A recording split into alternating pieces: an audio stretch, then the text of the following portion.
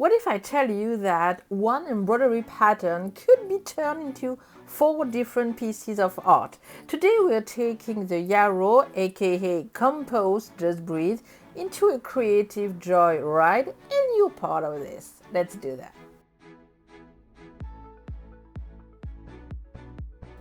Here's the thing about creativity. It doesn't want to be caged. So if you're not into embroidery per se, you can still use my outline and turn it into several different creative projects.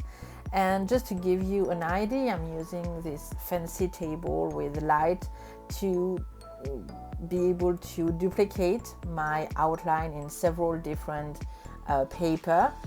And because it's totally awful to record this with too many light, you'll see in a couple of minutes that I'm just dusting it all together. But don't really be careful about paper at this point. The idea is more about what you can create and having this mindset that yes, you can turn an outline into something a lot more interesting. I'm starting with the ink because it's basically the one I really enjoy, and it's a lot of fun in a sense. And yes, you can even do ink when you're just a beginner and you have no idea what you're doing totally. I'm using washi tape because it secures my drawing on the table, and sorry for the shake-up, but the needed eraser is kind of tricky at the moment. On the right, you can see my very high-end final project with my liminal stitching approach. If you're not into this kind of fancy high-end doing, that's not a big deal. As for the pen, I am using some Faber-Castell, but honestly, do everything that you have at home. It doesn't have to be a museum quality at all. It's just for you to have fun and experimenting and just testing how things are going. And yes, I am doing a mistake, so I just adjust and it's fine, totally fine. I am a left-handed girl, so I'm starting from the right. But if you are right-handed, chances are you will start from the left.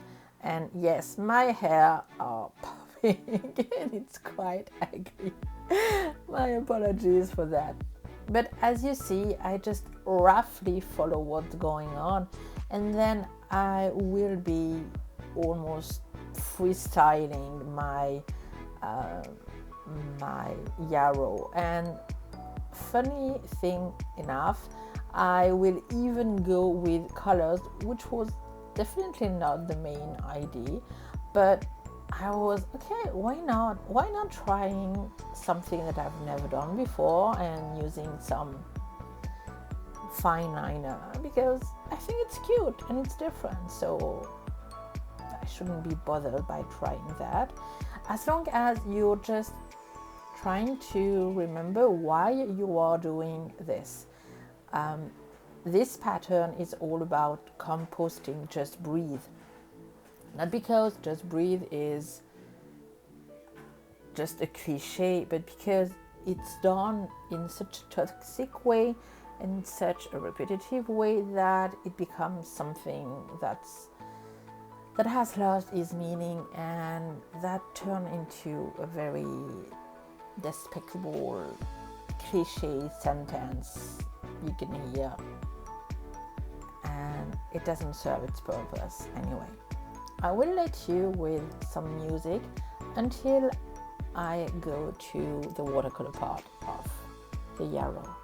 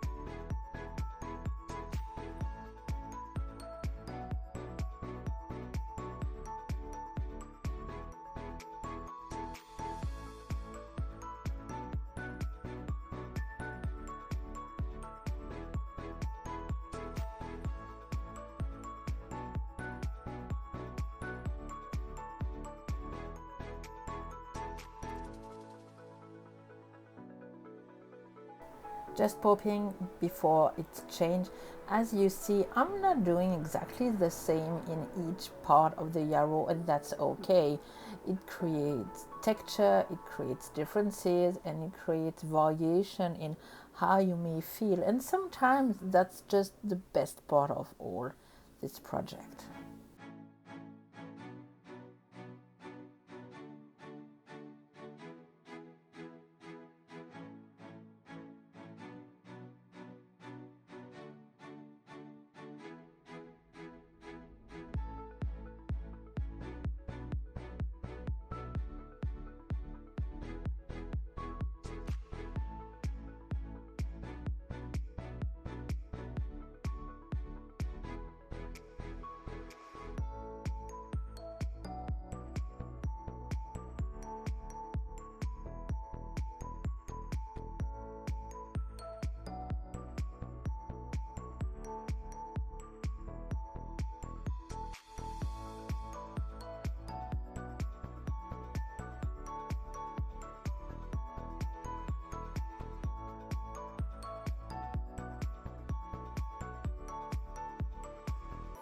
Now let's see how my yarrow can be moody and atmospheric, because yarrow in watercolor hits different, and as you probably see, watercolor is not my forte, it's not my strong suit, but I'm still trying to get better at it, and more importantly, my main goal is to become more comfortable doing a medium that I'm not used to.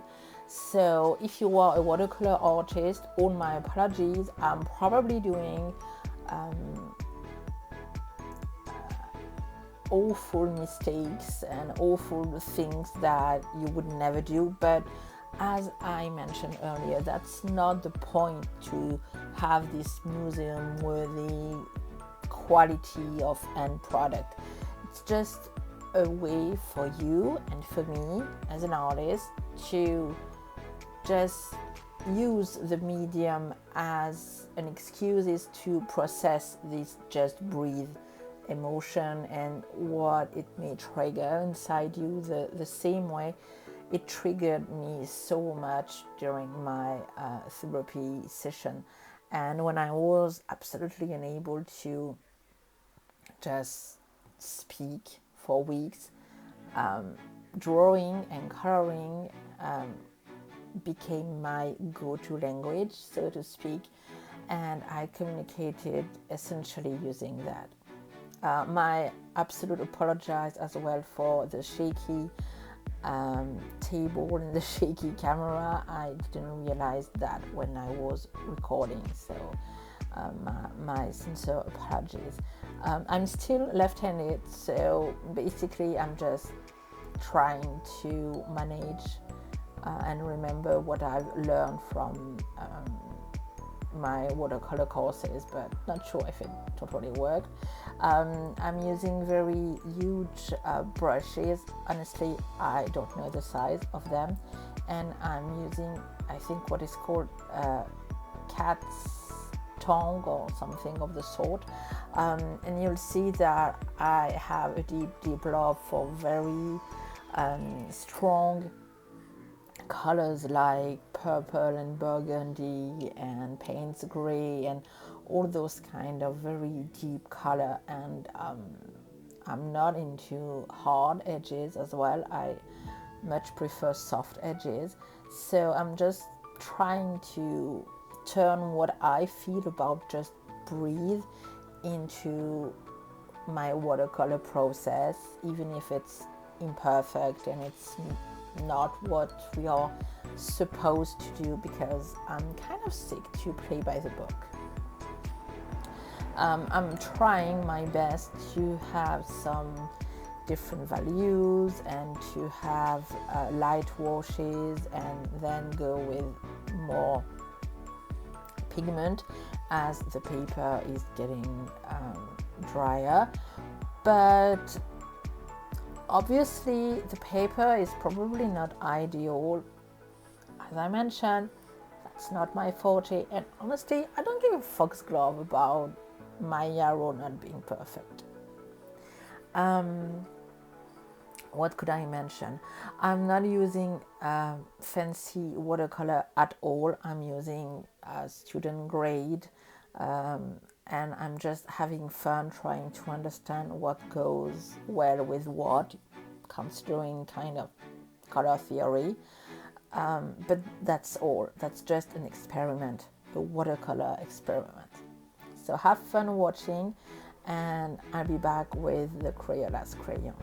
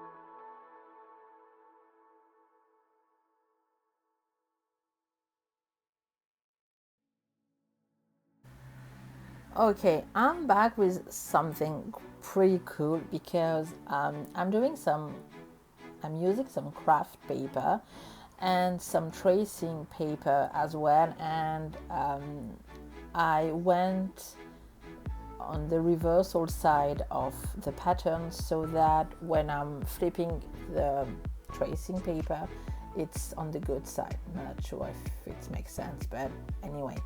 So yeah, it's very fun for me to use craft paper because I really like that, and it was even funnier for me to be able to pair this craft with probably the most underrated craft supplies at all, but that's really what helped me to go into art almost 18 months ago, and it was, yes, Crayola's crayon, the wax one, the one you bought when you're just a kid, and you are seeing my box right here. And to be fair, this box is the last thing I was able to keep when my house collapsed when I was 9. So yes, this box is 30-ish years old, and as you see, I stopped drawing for a long time because they look brand new for a reason. What I truly enjoy using Crayola's wax crayon is because it's so underrated, it's so accessible, it's so, I hate the word cheap, but chances are you've got a box somewhere, maybe for your kids or your grandkids, and why not using it to make marks on paper? Why not using something that sounds absolutely nuts and try it anyway? You'd be probably very surprised on what you can do using those kind of very affordable piece of art supplies.